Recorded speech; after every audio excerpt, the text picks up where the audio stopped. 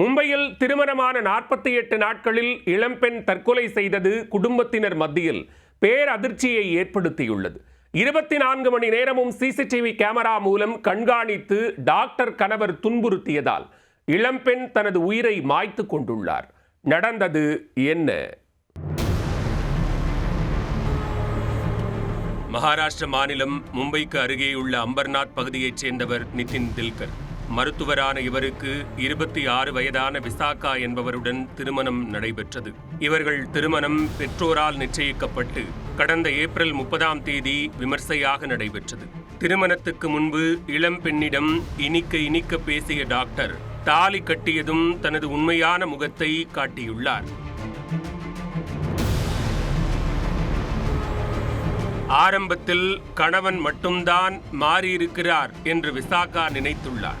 ஆனால் மாமியார், கொழுந்தனார் என அனைவரும் கொடுமைப்படுத்தியுள்ளனர். நாட்கள் செல்ல செல்ல வீட்டிலிருந்து கூடுதல் தங்க நகைகளை வாங்கி வா, பணம் வாங்கி வா என்று மாமியார் குடைச்சல் கொடுத்துள்ளார். வழக்கமாக ஊர் உலகத்தில் நடக்கிற வரதட்சணை கொடுமைதானே என்று நினைத்து இளம்பெண் அதை கடந்து சென்றுள்ளார். இருந்தபோதும் டாக்டர் கணவன் கொடுத்த டார்ச்சர் தாங்க முடியாமல் விபரீத முடிவெடுக்கும் நிலைக்கே தள்ளப்பட்டுள்ளார். கட்டிய மனைவி 24 மணி நேரமும் தனது கண்காணிப்பிலேயே இருக்க வேண்டும் என்கிற குறுகிய புத்தியால் வீட்டிற்கு உள்ளேயும் வெளியேயும் சிசிடிவி கேமராக்களை பொருத்தியுள்ளார். அதன் மூலம் மனைவியை கண்காணித்து தொட்டதற்கெல்லாம் குறை கண்டுபிடித்து துன்புறுத்தி இருக்கிறார்.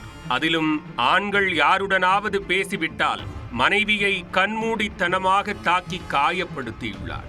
2 நாட்களுக்கு முன்பு பக்கத்து வீட்டில் உள்ள இளைஞருடன் ஏதோ தகவல் கேட்பதற்காக பேசியுள்ளார். அதை பார்த்ததும் பணி முடிந்து வீடு திரும்பிய நிதின் கடுமையாக தாக்கியுள்ளார்.